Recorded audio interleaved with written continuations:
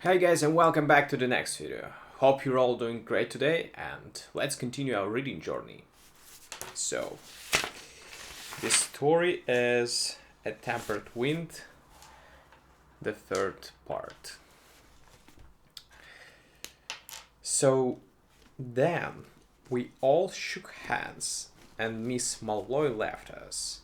Me and Buck also rose up and sauntered off a few hundred miles, for we didn't care to be around when the marriage certificates fell due. With about 4,000 between us, we hit that bumptious, bumptious little town of the New Jersey coast they call New York. If there ever was an aviary overstocked with J's, it is that Yaptown on the Hudson.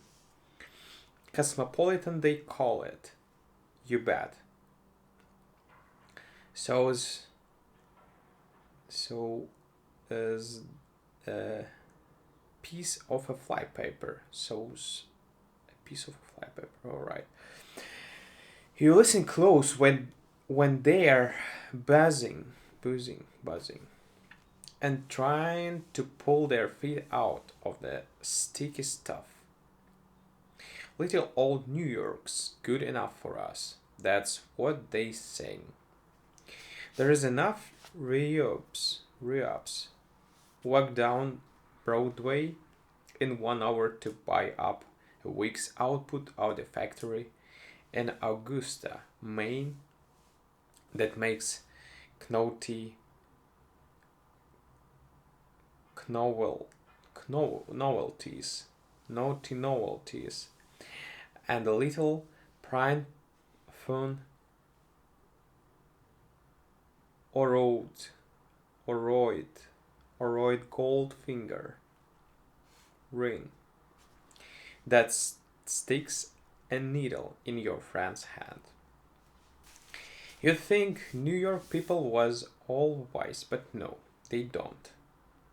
They, but no, they don't get. They don't get a chance to learn. Everything too compressed. Even the hay seats are baled hay seats. But what else can you expect from towns that shut off from the world by the ocean on the one side and New Jersey on the other? It's no place for an honest grafter with a small capital. There is too big a protective tariff on banca. Even when Giovanni sells a quart of worms, and chestnut hulls, worms and chestnut hulls. He has to hand out a pint to an insectivorous cop.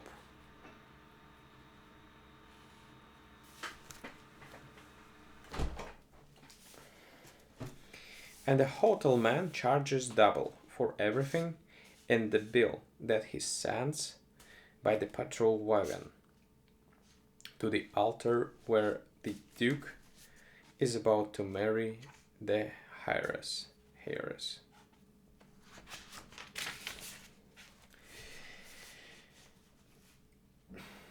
But old Bedwell near Connie is the ideal burg for a refined piece of piracy if you can pay the banca duty. Imported graphs come clubs, and it's hard to smuggle in even a bib and tucker swindle to work Brooklyn with unless you can pay the toll. But now me and Buck having capital, the sense descends upon New York to try and trade the metropolitan backwoodsman, backwoodsman, a few glass beads for real estate, just as the ones did 100 or 2 years ago. At an East Side hotel, acquainted. We get acquainted with Romulus G. Atterbury, a man with the finest head for financial operations I ever saw.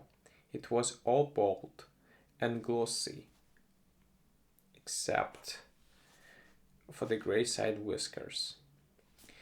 Seeing that head behind of an office railing, you would deposit a million with it without a receipt. A million with you would deposit a million with it without a receipt.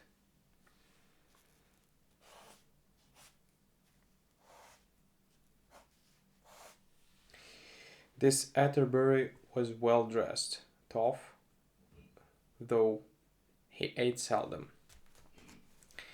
And the synopsis of his talk would make the conversation of a siren sound like a cab driver's gig. He said he used to be a member of the stock exchange, but some of the big capitalists get jealous and formed a ring that forced him to sell his seat. Atterbury got to liking me and Bug, and he began to throw on the canvas for us of the schemes that had caused his hair to evacuate. He had one scheme for starting a national bank or 35-45 bucks that made the Mississippi bubble look as solid as a glass marble.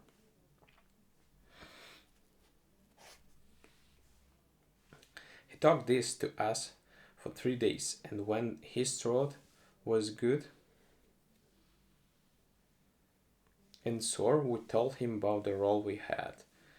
Atterbury borrowed a quarter from us and went out and get a box of throat lozenges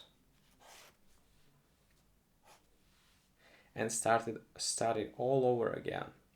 This time he talked bigger things, and we get to see them as he did. The scheme he laid out looked like we get to looked like a sure winner, and he talked me and Buck into putting our capital against his burnished dome of thought.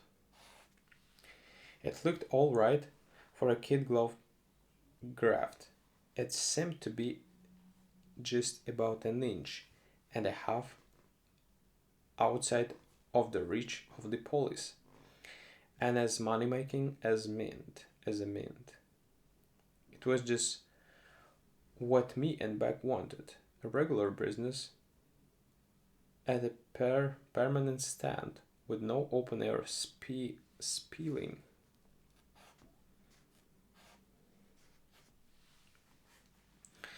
With tonsillets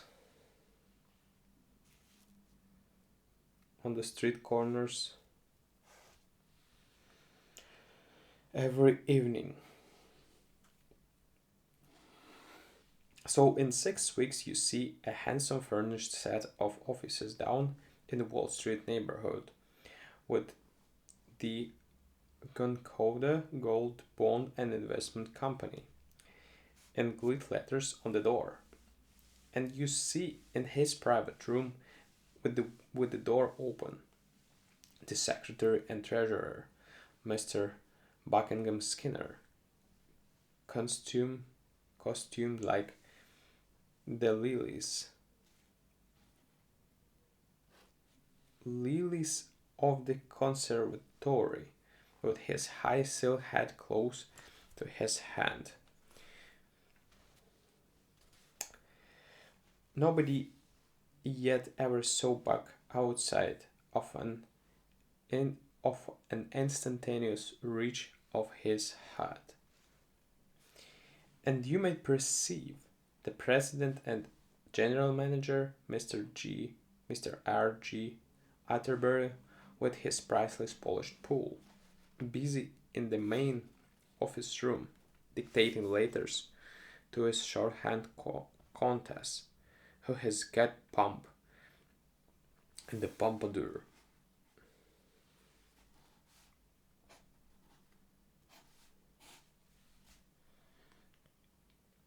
That is no less than a guarantee to investors. There is a bookkeeper and an assistant, and a general atmosphere of varnish and culpability. At another desk, the eye is relieved by the sight of an ordinary man, attired with unscrupulous, painless, sitting with his feet up, eating apples with an obnoxious hat on the back of his head. The man is no other than Colonel Tecumseh, once Parleyvoo Pickens, the vice president of the company.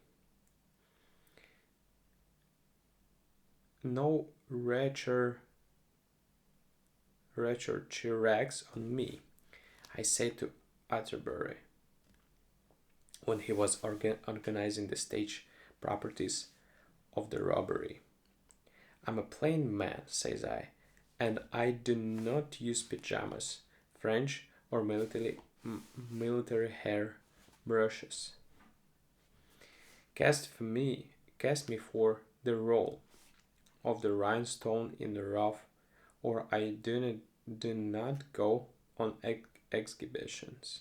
Exhibition. If you can use me in my natural, though displeasing form, do so.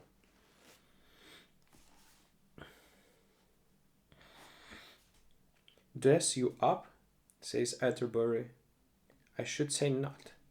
Just as you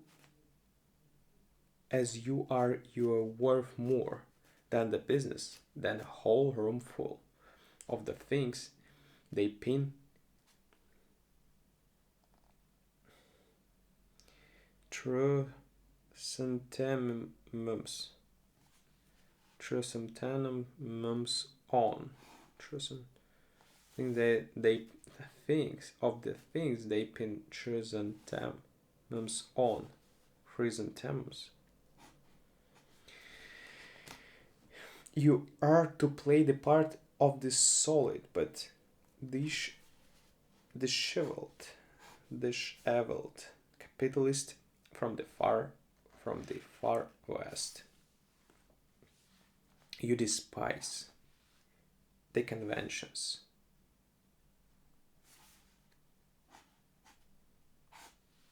You've got so many stocks you can afford to shake socks. Conservative, homely, rough, shrewd, saving. That's your pose. It's winter in New York. Keep your feet on the desk and eat apples. Whenever anybody comes in, eat an apple. Let them see you stuff the peelings. In the drawer of your desk.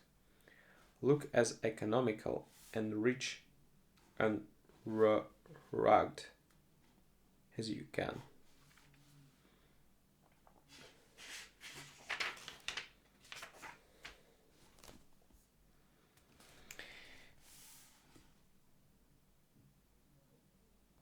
I followed out Atterbury's instructions. I played the Rocky Mountain capitalist without ruching, or frills. The way I deposited apple peelings to make credit in a drawer when any customer came in made Hetty Green look like a spendthrift. I could hear Atterbury say to victims as he smiled at me, indulgent and venerating. That's our vice president, Colonel Pickens.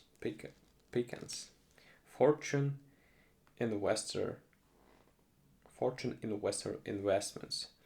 Delightfully plain manners, but could sign his check for 500,000, simple as a child. Wonderful head, conservative and careful almost to a fault. Alright guys, thank you for listening to me today and see you tomorrow on the next video. See you, bye.